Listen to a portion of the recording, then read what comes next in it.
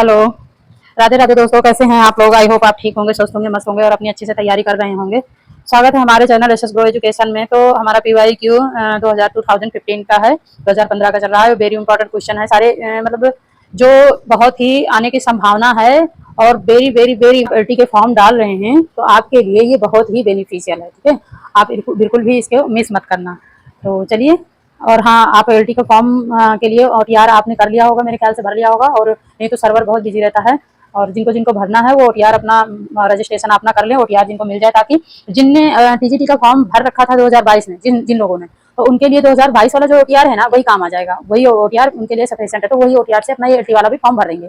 उनको दोबारा OTR registration करने की जरूरत नहीं है। ठीक है, और कोई बात हो तो बताइएगा।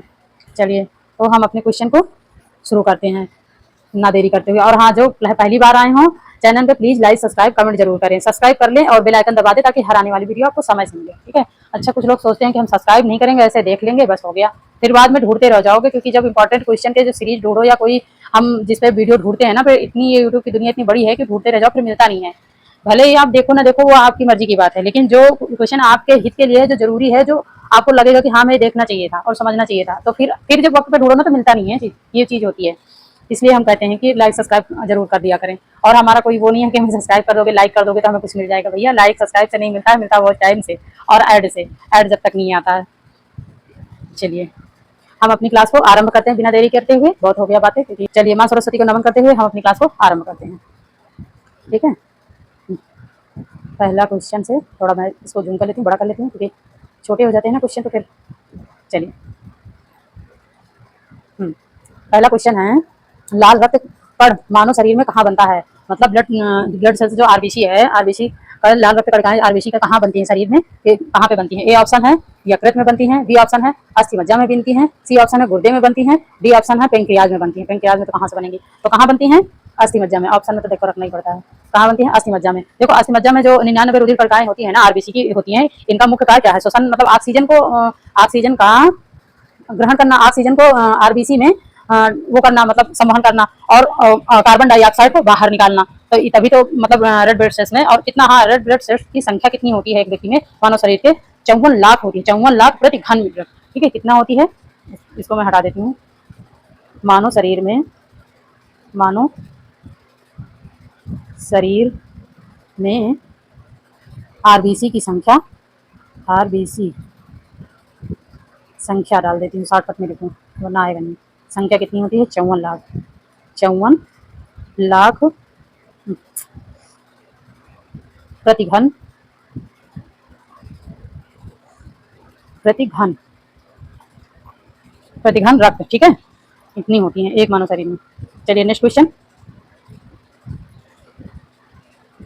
आई होप आपको समझ में आ गया होगा। चलिए नेक्स्ट क्वेश्चन।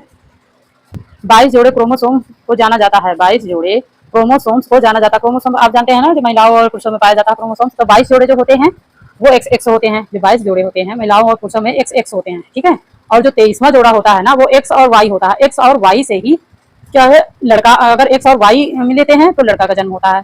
ठीक है, लड़का होता है। अगर एक्स एक्स मिलते हैं, पेन ना चल रही मेरी, लड़का होता है। अगर एक्स एक्स मिलते हैं, मान लो ये एक्स है, ठीक है, एक्स और एक्स मिले तो फिर लड़की का जन्म होता है, लड़की। ठीक है, लड़की का जन्म होता है। तो ये है एक्स वाई। ठीक है, क्रोमोसोम। नहीं चल रहा, मजा नहीं आता समझाने में। तो कितने जोड़े पाए जाते हैं? देखो, टोटल तो 22 जोड़ों में होते हैं ना। 23वां जोड़ा जो होता है एक्स वाई का होता है, जोड़े में होते हैं। और ऐसे मिला के टोटल कितना होता है? 46, है ना, 46 होते हैं। चलिए नेक्स्ट क्वेश्चन है।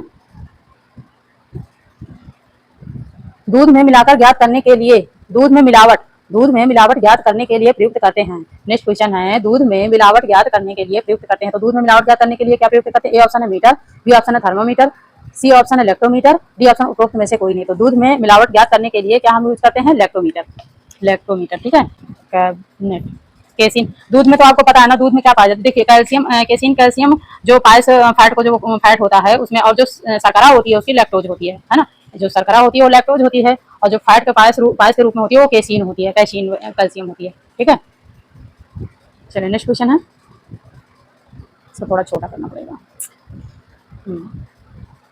नेक्स्ट क्वेश्चन है, उसे हार्मोन का, उस हार्मोन होगा यार, उसे नहीं होगा। उस हार्मोन का नाम बताइए जो मानव शरीर में रक्त ग्लूकोज के स्तर को सामान्य रखता है।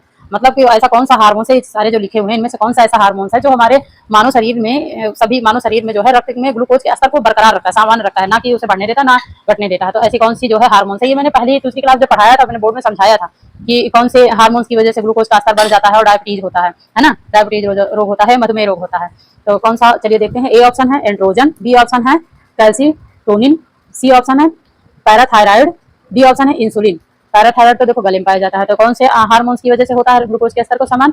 इंसुलिन। इंसुलिन मैंने बताया था कि इंसुलिन की वजह से ही, इंसुलिन की कमी से या इंसुलिन का बराबर मात्रा में न बनने से या काम न करने से, अगर इस हार्मोन्स में ये हार्मोन जो इंसुलिन है, अगर किसी में नहीं बराबर मात्रा में बन रहा या काम नहीं सही से कर रहा तो ग्लूकोज का असर ब्लड में बढ़ जाता है ना, जिससे क्या होता है डायबिटीज रोग होता है, इंसुलिन रोग होता है। ये मैंने पहले भी बताया था, ये बार बार आता है यार, इससे ये बहुत इंपॉर्टेंट क्वेश्चन है, मैं इसको वेरी इंपॉर्टेंट, इससे संबंधित क्वेश्चन आते ही आते हैं, वेरी इंपॉर्टेंट क्वेश्चन।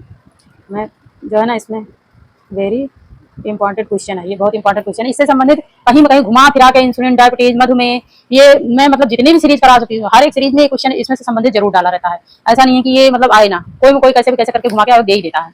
और मानव शरीर में ग्लूकोज का असर कितना होता है? एक करोड़ व्यक्ति में रक्त में ग्लूकोज का असर कितना होता है? 80 से 120 ना, 120 ग्राम प्रति 100 ml होता है। ठीक है, चलिए नेक्स्ट क्वेश्चन है। एकमात्र अनाज जिसमें कैरोटीन पाया जाता है, ऐसा कौन सा अनाज है जिसमें कैरोटीन पाया जाता है? कैरोटीन किसके लिए जरूरी होता है? आंखों के लिए जरूरी होती है, ये आप सबको पता है और कई बार मैंने इसको आंखों से भी संबंधित मैंने कई बार पढ़ा चुके हैं कौन कौन से रोग होते हैं सारे। तो इसमें कैरोटीन किस मतलब बीज में या कौन सा ऐसा अनाज है जिसमें पाया जाता है? ए ऑप्शन है पीला मक्का, बी ऑप्शन है गेहूं, सी ऑप्शन है बाजरा, डी ऑप्शन है चावल। तो किसमें पाया जाता है? पीले मक्के में। वैसे भी पता है कि आपको कैरोटीन पीले फल हो, पीले अनाज हो और पीले साग सब्जियां हो जो है ना, जैसे पीली शिमला मिर्च हो गई, पपीता हो गया, आम हो गया, केला हो गया और ये हो गया मक्का हो गया। तो ये ऐसी चीजों में क्या है, कैरोटीन पाया जाता है जो आंखों के लिए बहुत अच्छा होता है। ठीक है, भुट्टा जिसे कहते हैं, भुट्टा, विटामिन ए पाया जाता है ना, जो है कैरोटीन, विटामिन ए, ऐसे विटामिन ए होता है कैरोटीन। चलिए नेक्स्ट क्वेश्चन है। स्वास्थ्य शिक्षा विधियां हैं, स्वास्थ्य शिक्षा विधियां हैं, स्वास्थ्य शिक्षा विधियां इसमें क्या है? ए ऑप्शन व्यक्तिगत संपर्क, बी ऑप्शन है समूह संपर्क, सी ऑप्शन है जनसंपर्क, डी ऑप्शन उपरोक्त सभी। तो देखो स्वस्थ शिक्षा विधियां सभी हैं, व्यक्तिगत संपर्क से एक दूसरे से जानकारी नॉलेज होती है, समूह संपर्क और जनसंपर्क ये है हम जब कहीं जाएंगे कोई समूह में कोई चर्चा परिचर्चा होती है, संचार विधि जो होती है जिसमें हम जाते समूह पर है ना, परिचर्चा होती है, संपर्क विधि जो होती है, तो ये सभी क्या है स्वास्थ्य शिक्षा से ही संबंधित है सारी। इसमें क्या होंगे? उपरोक्त सभी होंगे। ठीक है, उपरोक्त सभी, कोई स्पेशल नहीं। चलिए नेक्स्ट क्वेश्चन है। नेक्स्ट क्वेश्चन, विटामिन बी 12 की कमी से होता है, विटामिन बी 12 की कमी से कौन सी बीमारी होती है? ए ऑप्शन है बेरी, बी ऑप्शन है परनीशियम एनीमिया, सी ऑप्शन है एथेरोक्लोसिस और डी ऑप्शन उपरोक्त में से कोई नहीं। तो विटामिन बी 12 की कमी से, विटामिन बी की कमी से तो शाकाहारी लोगों में आम बात है कि रोग पाया ही पाया जाएगा, स्किन संबंधित, हेयर संबंधित, तो उनमें कोई देखो होगा विटामिन, क्योंकि शाकाहारी में विटामिन बी 12 या विटामिन बी पाया ही कितना जाता है। आप खुद सोचिए, उसे धूप में रख दो या ज्यादा आंच लग जाए या ज्यादा उसे धुल दो या पानी, तो वो क्या है बड़ी जल्दी जो है नष्ट हो जाता है ना, बहुत नाजुक होता है विटामिन बी 12, विटामिन बी। तो कौन सा होगा? ए ऑप्शन है बेरी, बी ऑप्शन है परनीसियस एनीमिया, सी ऑप्शन है एथेरोक्लोरोसिस, डी ऑप्शन है इनमें से कोई नहीं। तो कौन सा होगा? पर्सीनिया एनीमिया, पर्सीनियस एनीमिया ये रोग होगा। अच्छा इसमें मैं बता दूं कि एनीमिया मतलब दूध उसके कमी से होता है, ब्लड में क्या कहते हैं, जिसके अंदर ब्लड कम पाया जाता है, तो जाहिर सी बात है। और ये एथेरोक्लोसिस जो होता है ना, इसको मैं बता देती हूँ धमनियों का एक, देखो विटामिन बी 12 की कमी से जो ये परनीसियस रक्त अल्पता हो जाता है ना, इनमें हीमोग्लोबिन की मात्रा जो है काफी कमी होती है, हीमोग्लोबिन की मात्रा बहुत कम होती है। ये समझ लो कि 7-8 ग्राम प्रति 100 मिली होता है, तो अब होना कितना चाहिए? होना चाहिए 80 से 100। और जब 7-8 ग्राम रह जाएगा तो बताइए व्यक्ति में क्या ही रह गया? तो एनीमिया का शिकार तो होगा ना, एनीमिया का शिकार तो होगा ही व्यक्ति, है ना। तो इसलिए क्या है, जैसे थकावट महसूस होगी इसकी कमी से, आंखें पीली पड़ जाती हैं खून की कमी से, तो बहुत सारी, और ये ज्यादातर बच्चों और महिलाओं में होता है ये बीमारी, ज्यादातर बच्चों और महिलाओं में, महिलाओं में तो यार आम बात है, डिलीवरी के बाद तो ये हर किसी महिलाओं में एनीमिया के हो ही जाता है ना। और जो ये है एथेरोक्लोसिस, एथेरोक्लोसिस क्या है? ये धमनियों के मोटे या सख्त होने से होता है, जो हमारे ब्लड जिस धमनियों से गुजरता पूरे शरीर में जाता है, तो ये धमनियों में फैट अगर जमा हो गया ना, तो क्या होती है? मोटी हो जाती है, सख्त हो जाती है, जिससे ब्लड का सर्कुलेशन कम हो जाता है ना, बसा के जमाव के कारण। तो उसकी वजह से जो है एथेरोक्लोरोसिस ये जो है रोग होता है। ठीक है, ये बीमारी होती है जिसे कार्डियोवैस्कुलर बीमारी भी कहते हैं, इसे जो है इसे कार्डियो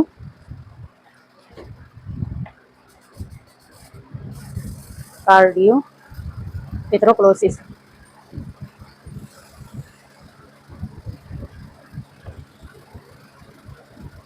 कार्डियोवैस्कुलर कार्डियोवास्कुलर बीमारी भी कहते हैं, ठीक है, एक ये भी नाम है इसका। चलिए नेक्स्ट क्वेश्चन है, गर्भकालीन विषाक्तता से संबंधित है, गर्भकालीन विषाक्तता से संबंधित है। ए ऑप्शन है उच्च रक्तचाप, बी ऑप्शन है सूजन, सी ऑप्शन है एल्ब्यूमिनेरिया, डी ऑप्शन उपरोक्त सभी। तो गर्भकालीन विषाक्तता से कौन से संबंधित है, इसमें ये बताना है। देखिए इसमें होगा सभी, उच्च रक्तचाप मतलब हाई बीपी होगा तब भी, सूजन आ जाएगी तब भी, ये मिनेरिया रोग होगा तब भी, मतलब एल्ब्यूमिनेरिया जो रोग है ना, ये वाले रोग को क्या कहते हैं, ये से गुर्दे काम करना, गुर्दा जो है जो छानता है, हमारे ब्लड को छानने का काम करता है ना, तो अगर वो क्षतिग्रस्त हो गया या उसमें कोई दिक्कत आ गई तो सही से छान नहीं पाता। जैसे वो जो पौष्टिक और विटामिन की चीजें होती हैं तो उनको वो जो है ना जब छानता है तो विटामिन वगैरह को क्या है ब्लड में भेज देता है, और जो अपशिष्ट पदार्थ होते हैं, जो खराब चीजें होती हैं, उनको यूरिया द्वारा निकाल देता है बाहर। इसका ये काम होता है। तो ये जो है ना, जब ये काम नहीं करता सही से, जब काम गुर्दा सही से काम नहीं करता, तब ये बीमारी होती है एल्ब्यूमिनेरिया, ठीक है, यूरिया। क्योंकि ये रोग ही ऐसा है कि प्रोटीन युक्त यूरिया होती है, जो मतलब उसके टॉयलेट जब आता है व्यक्ति को तो उसमें प्रोटीन युक्त होता है, तो इस वजह से उससे दिक्कत आती है। तो ये इसलिए ये रोग दिया गया है नाम, ठीक है। चलिए नेक्स्ट क्वेश्चन है, मैंने इसमें शायद ऑप्शन नहीं लगाया था, इसमें क्या होगा, उपरोक्त सभी, ठीक है।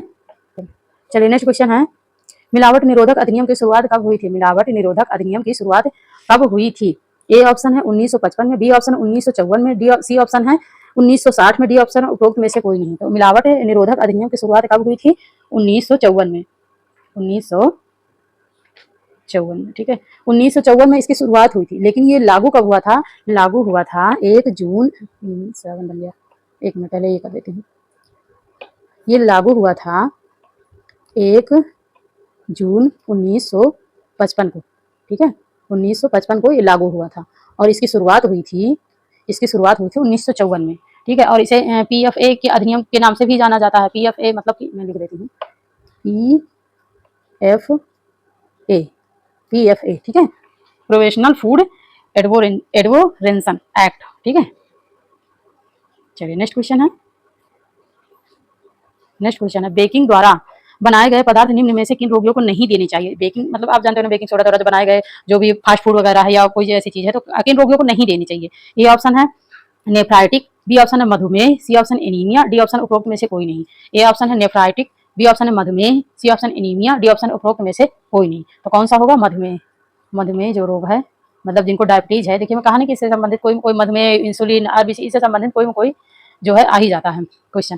तो इस क्या है, मैं क्या बता रही थी, हाँ, बेकिंग द्वारा बनाए गए जो है पदार्थ नहीं दिए जाने मधुमेह में, क्योंकि जो डायबिटीज होता है ना, इसमें क्या क्या खाना चाहिए क्या नहीं खाना चाहिए, इसका खास ख्याल रखना पड़ता है, क्योंकि ब्लड शुगर जिनका बढ़ जाता है ना तो दिक्कत होती है। तो इसमें क्या है, साबुत अनाज देना चाहिए, दाल, बीन्स, और उच्च फाइबर युक्त जैसे ब्राउन राइस देना चाहिए। ब्राउन राइस में विटामिन बी भी होता है बहुत अच्छी मात्रा में पाया जाता है, और लीन प्रोटीन देना चाहिए, हरी पत्तेदार सब्जियां लेना चाहिए, ज्यादा से ज्यादा फल वगैरह सब ज्यादा लेना चाहिए, नमक का सेवन भी कम करना चाहिए मधुमेह में जिनको बीपी है, ठीक है, ये सब चीजें हैं।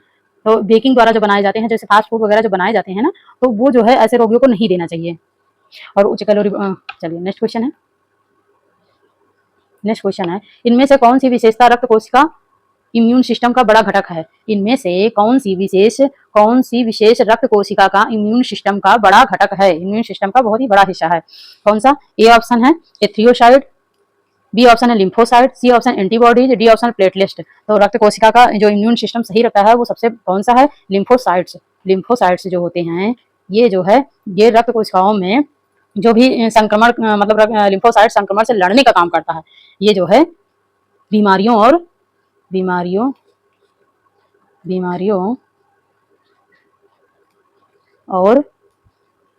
संक्रमण से लड़ने का कार्य करती हैं, ठीक है। ये जो है लिम्फोसाइट का काम क्या है, ये शरीर में जो बीमारियां होती हैं उनसे बचाने का काम करती हैं, ये संक्रमण से लड़ती हैं, है ना। और लिम्फोसाइट कितने प्रकार के, लिम्फोसाइट 2 होती हैं, टी लिम्फोसाइट, बी लिम्फोसाइट, है ना, टी लिम्फोसाइट और बी लिम्फोसाइट। बी लिम्फोसाइट का काम क्या है, ये एंटीबॉडीज नामक प्रोटीन का उत्पादन करती हैं जो रोगाणुओं को बांधते हैं और उन्हें नष्ट करने में मदद करते हैं। जो बी लिम्फोसाइट होती है, रोगाणुओं को मतलब इकट्ठा करके उनको बांध के उनको नष्ट कर देते हैं, है ना, उनको खत्म कर देते हैं, ये काम है। चलिए नेक्स्ट क्वेश्चन है, आपको समझ में आ गया होगा। चलिए नेक्स्ट क्वेश्चन है, पुरकिंजे तंतु होते हैं, पुरकिंजे तंतु होते हैं, पुरकिंजे तंतु कैसे तंतु होते हैं ये बताना है। अच्छा ये बता पुरकिंजे किसे कहते हैं, पुरकिंजे पता है किसे कहते हैं, पुरकिंजे के तंतु होते हैं, पुरकिंजे के तंतु होते हैं। ए ऑप्शन है हृदय में, बी ऑप्शन है वृक्क के नेफ्रॉन में, सी ऑप्शन मस्तिष्क में, डी ऑप्शन है त्वचा में। तो पुरकिंजे के तंतु क्या होते हैं? पुरकिंजे तंतु जो हृदय की लंबाई लयबद्ध धड़कना बताते हैं ना, जो बनाए रखते हैं, मतलब पुरकिंजे जो दायां बायां ये होता नहीं है, हृदय में उपस्थित जो हृदय में तंतु उपस्थित होते हैं, एक तरह से एक नेटवर्क का काम करते हैं ये, है ना, एक तरह से नेटवर्क का काम करते हैं। हृदय में वेक्ट्रिकुलर एंट्रियोवेक्टिकुलर नोड जो होता है से उत्पन्न संवहन ये सिग्नल देते हैं, एक तरह से सिग्नल देते हैं, दाएं और बाएं निलय को उद्दीपित करते हैं, जिससे हृदय पंप करता है और रक्त को छानता है, और उसे मतलब एक तरह से हृदय के अंदर जो लयबद्ध काम होता है ना, जो जैसे लयबद्ध तरीके से धड़कता है, नहीं कि कभी ज्यादा धड़क गया, कभी कम, कभी एकदम रुक गया, तो ऐसा तो नहीं है ना, वो लयबद्ध तरीके से एकदम एकदम मतलब जैसे फिट कोई टाइमर फिट कर दो ना, तो एकदम उतने ही मिनट में उतने ही गति से धड़कता रहता है, उतने ही पंप करता रहता है, अपना काम आराम से करता रहता है, तो वो काम है, ठीक है, उसको कहते हैं। तो ये जो हृदय में होता है ना पुरकिंजे, इसी की वजह से ये होता है, ठीक है, उसी की वजह से हृदय में जो है धड़कन को बनाए रखता है, मतलब ये उसकी क्या बताऊं, उसके कार्य को जो है एक बराबर मात्रा में करने की गति को बरकरार रखता है, ठीक है, बरकरार रखता है ये पुरकिंजे। चलिए, तो किसमें होता है? हृदय में, हृदय में होता है। ए ऑप्शन है निम्नलिखित में से वृक्क की कार्यात्मक इकाई है, वृक्क की कार्यात्मक इकाई किसे कहा गया है? ए ऑप्शन है वोमेन कैप्सूल, बी ऑप्शन है मैलपीजियन कार्पालस, सी ऑप्शन है पिरामिड, डी ऑप्शन है नेफ्रॉन। तो किसे कहते हैं वृक्क की कार्यात्मक इकाई? वृक्क की कार्यात्मक इकाई क्या है? वृक्क मतलब कि गुर्दा, ठीक है, वृक्क का मतलब क्या है? गुर्दा है ये, गुर्दा भी बार बार पढ़ी तो रहे हो, है ना, गुर्दे कहते हैं। तो गुर्दे की कार्यात्मक या संरचनात्मक इकाई क्या होती है? ज्यादा गोचापची ना करूं मैं। वृक्क की जो है गुर्दे की कार्यात्मक और संरचनात्मक इकाई किसे कहा गया है? ए ऑप्शन है वोमेन कैप्सूल, बी ऑप्शन है मैलपीजियम कार्पलस, और सी ऑप्शन है पिरामिड, डी ऑप्शन है नेफ्रॉन। तो कौन सा है? नेफ्रॉन। कौन सा है? नेफ्रॉन। नेफ्रॉन की संख्या कितनी होती है? नेफ्रॉन बहुत होते हैं, प्रत्येक वर्ग में 10 लाख नेफ्रॉन होते हैं, समझ लो, प्रत्येक गुर्दे में 10 लाख नेफ्रॉन होते हैं, ठीक है। नेफ्रॉन बहुत ही छोटी छोटी नलिकाकार संरचना होती है, जो वृक्क के अंदर ही पाई जाती है, बहुत ही छोटी छोटी रचना होती है, जो वृक्क के अंदर ही पाई जाती है, जो रक्त से अपशिष्ट पदार्थों को छानकर मूत्र में जो है मूत्र को बाहर निकालती है, ठीक है, वृक्क से जो है अपशिष्ट पदार्थों को छान लेती है और मूत्र को बाहर कर देती है ना, इसका ये काम होता है, ठीक है। तभी तो ये 10 लाख पाई जाती है, 10 लाख नेफ्रॉन पाई जाती है वृक्क में, प्रत्येक वृक्क में, प्रत्येक गुर्दे में, सोचो कितनी, तभी तो इनका काम इतना अच्छे से होता है। चलिए, नेक्स्ट क्वेश्चन है मनुष्य के क्रेनियम में कितनी हड्डियां उपस्थित हैं? मनुष्य के क्रेनियम में कितनी हड्डियां उपस्थित है? ए ऑप्शन है 8, बी ऑप्शन है 10, सी ऑप्शन है 12, डी ऑप्शन है 16। तो मनुष्य के क्रेनियम में कितनी हड्डियां उपस्थित है? देखो, क्रेनियम किसे कहते हैं?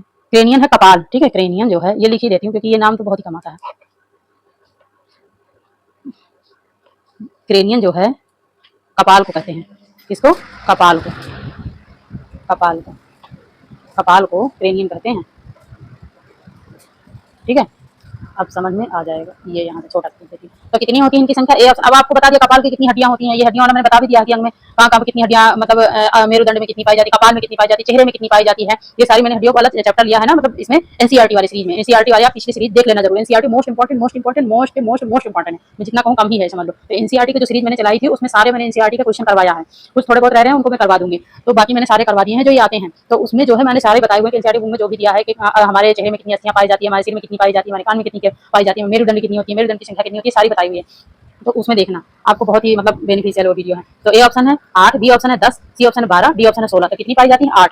देखिए, जो ये चेहरा मतलब ये ऊपर वाला हिस्सा है ना, 8 उसमें पाई जाती है, और जो चेहरा जितने से आगे का हिस्सा है, चेहरा, नाक, कान, ये सब चीजें है ना, तो इसमें 14 हड्डियां पाई जाती हैं। तो टोटल मिलाकर कितनी हो गई? 22 हो गई, है ना, टोटल मिलाकर। अगर कहीं पे 8 नहीं दिया है कपाल में, अगर 22 दिया है, तो इसका मतलब वो चेहरे, आगे का चेहरे का और पीछे का जो सिर है, कुपड़ा है, ये सारे इसके अंदर का, वो सारा मिला के पूछा है, तो 22 पे लगाना। अगर 8 दिया है तो ये समझ लो ये जो ऊपर का हिस्सा है ना, खोपड़ी वाला, तो इसका पूछा है, तो उसमें 8 है, ठीक है। और चेहरे के, नाक, कान, ये सब जो है, जो नाक है, कान है, मुंह है, ये सब मिले होते हैं, तो इसमें 14 होता है, ठीक है। टोटल 22 होती है, और मैंने इसीलिए मैं बता दे रही हूँ ताकि आप लोग कंफ्यूज ना हो।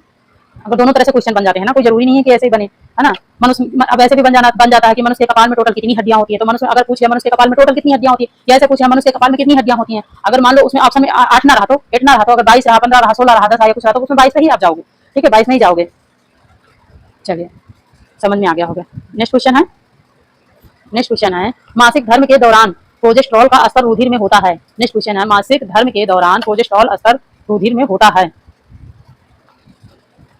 ए ऑप्शन है निम्न, बी ऑप्शन है सामान्य, सी ऑप्शन है उच्च, डी ऑप्शन अति उच्च। तो प्रोजेस्टेरॉन देखिए जो है ना, ये कितना होता है? अति उच्च होता है। पहले मैं लगा देती हूँ, अति उच्च, है ना। देखिए जब मासिक धर्म में जब मतलब ये 28 दिन का जो चक्र होता है, आपको पता है 26 या 28, किसी किसी 26 होता है, किसी किसी का 28, है ना। तो ये जो होता है किशोरों में या औरतों में या स्त्री में जो, तो ये जो है वैसे तो ये देखो बात 13 साल की उम्र से प्रारंभ हो जाता है और 40-45 तक, किसी किसी का 50 होता है, 45 तक ज्यादा से ज्यादा हद तक रहता है, बस इससे ज्यादा नहीं। तो इसके उस दौरान जो है, उस दौरान इसकी जो है अति उच्च हो जाती है, रुधिर की ये प्रोजेस्टेरॉन का स्तर जो है उच्च हो जाता है ना। गर्भावस्था को छोड़कर प्रति 26 से 28 दिनों में यह अवधि जो है मतलब होती रहती है, जो अंडाणु है, श्लेष्मा झिल्ली है, वो से रक्तस्राव जो है निकलता है ना। और ये 3-4 दिनों तक चलता है, जिसे रजो धर्म, मासिक धर्म सब इसी नाम से बुलाते हैं, सबको पता है आपको, ठीक है। तो हमारे क्वेश्चन कैसे लगे, आई होप आपको अच्छे लगे होंगे। तो मैं इसमें लगा ही देती हूँ, क्योंकि अगर मेरे क्वेश्चन अच्छे लगे हो तो प्लीज लाइक, सब्सक्राइब, कमेंट करना ना भूलें, ठीक है। और अपना पॉइंट ऑफ व्यू जरूर बताएं। तो मिलते हैं चलिए नेक्स्ट क्लास में, नेक्स्ट वीडियो में। Thank you for watching this video, thank you so much. अब तक के लिए यहीं तक, ओके बाय, थैंक यू।